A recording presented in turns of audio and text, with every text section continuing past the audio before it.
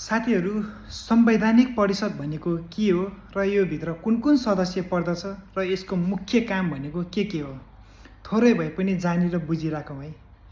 संवैधानिक परिषद भनेको देशको शासन प्रणालीलाई सजिलो बनाउनका निमित्त देशमा रहेको महत्त्वपूर्ण निकायहरूमा योग्य व्यक्तिको सिफारिस गर्ने उच्च निकायलाई संवैधानिक परिषद भनिन्छ र यो भित्र जम्मा 5 सदस्यहरू रहेको हुन्छ। प्रधानमन्त्री, प्रधान न्यायाधीश, राष्ट्रिय सभाको अध्यक्ष, प्रतिनिधि सभाको सभामुख र प्रतिनिधि सभाको उपसभामुख।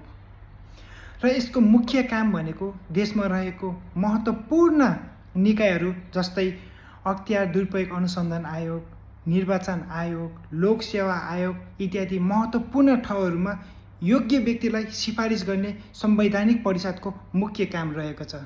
यो कुरा थोरै भए पनि तपाईँ हामीहरूले जानी र बुझिराखौँ है साथीहरू।